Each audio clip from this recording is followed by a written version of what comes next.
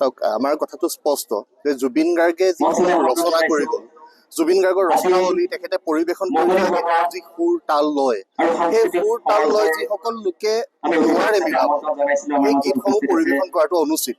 মৰ্মিতা মিত্ৰ নামৰ যিগৰাকী শিল্পী তেখেতে ইয়াত অনুষ্ঠান পৰিৱেশন কৰি আছে, তেওঁক ইয়ালৈ নিমন্ত্ৰণ দিয়া মানুহবোৰ, তেওঁক নিমন্ত্ৰণ দিয়া মানুহবোৰ আমাৰ অসমৰে সমিতি। আমাৰ অসমৰ সমিতিসমূহে এটা বিষয়ত পৃষ্ঠপোষকতা দিয়াটো আমি বিচাৰো যে অসমৰ বহু শিল্পী আছে, যিসমূহ শিল্পীয়ে গীত মাত তেওঁলোকে গোটেই বিষয়বিলাক তেওঁলোকে নিজৰ জীৱনৰ সৈতে জড়িত কৰি নিজক শিল্পী হিচাপে প্ৰতিষ্ঠা কৰিবৰ কাৰণে, কণ্ঠশিল্পী হিচাপে প্ৰতিষ্ঠা কৰিবৰ কাৰণে প্ৰয়াসত অৱতীৰ্ণ হৈ আছে।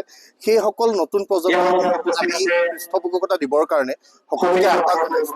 আৰু জুবিন গাৰ্গৰ গীতসমূহ বিকৃত নকৰিবৰ কাৰণে তেওঁলোকে পুনৰবাৰ সকীয়াই দিছো, এইসমূহ আমাৰ জাতিটোৰ সম্বল, এই সম্বলসমূহক কোনোবাই অপমান কৰিব আৰু সেই অপমান কৰাৰ দুঃসাহসটো যাতে কোনো নকৰে, আহিব লগা দিনত এই বিষয়টোৰ প্ৰতি অসমৰ প্ৰতিগৰাকী জনতাই দৃষ্টি দিব, সেই আশা কৰিছো। এনেকুৱা ধৰণৰ অচিন কাঠৰ থোৰাবিলাকক লৈ জাতীয় জীৱনে যাতে বাট নুবুলে, সেই সংকল্প ল'বলৈও আমি জনসাধাৰণলৈ আহ্বান জনাইছো। চাওক আমাৰ কথাটো স্পষ্ট যে জুবিন গাৰ্গে যিসমূহ ৰচনা কৰি গ'ল, জুবিন গাৰ্গৰ ৰচনাৱলী তেখেতে পৰিৱেশন কৰি যি সুৰ তাল লয়, সেই সুৰ তাল লয় যিসকল লোকে নোৱাৰে মিলাব, সেই গীতসমূহ পৰিৱেশন কৰাটো অনুচিত।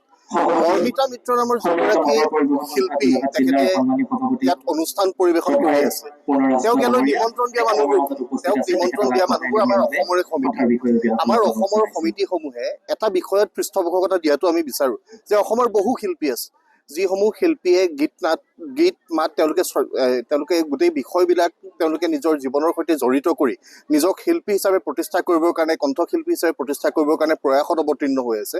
সেইসকল নতুন প্ৰজন্মক আমি পৃষ্ঠপোষকতা দিবৰ কাৰণে সকলোকে আহ্বান জনাইছো। আৰু জুবিন গাৰ্গৰ গীতসমূহ বিকৃত নকৰিবৰ কাৰণে তেওঁলোকে পুনৰবাৰ সকীয়াই দিছো, এইসমূহ আমাৰ জাতিটোৰ সম্বল, এই সম্বলসমূহক কোনোবাই অপমান কৰিব আৰু সেই অপমান কৰাৰ দুঃসাহসটো যাতে কোনো নকৰে, আহিব লগা দিনত এই বিষয়টোৰ প্ৰতি অসমৰ প্ৰতিগৰাকী জনতাই দৃষ্টি দিব, সেই আশা কৰিছো। এনেকুৱা ধৰণৰ অচিন কাঠৰ থোৰাবিলাকক লৈ জাতীয় জীৱনে যাতে বাট নুবুলে, সেই সংকল্প ল'বলৈও আমি জনসাধাৰণলৈ আহ্বান জনাইছো। চাওক আমাৰ কথাটো স্পষ্ট যে জুবিন গাৰ্গে যিসমূহ ৰচনা কৰি গ'ল, জুবিন গাৰ্গৰ ৰচনাৱলী তেখেতে পৰিৱেশন কৰি যি সুৰ তাল লয়, সেই সুৰ তাল লয় যিসকল লোকে নোৱাৰে মিলাব, সেই গীতসমূহ পৰিৱেশন কৰাটো অনুচিত।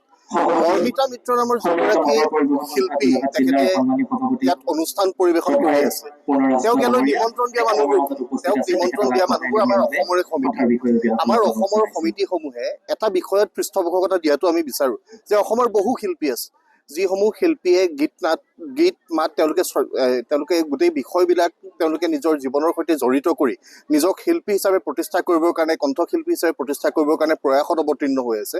সেইসকল নতুন প্ৰজন্মক আমি পৃষ্ঠপোষকতা দিবৰ কাৰণে সকলোকে আহ্বান জনাইছো।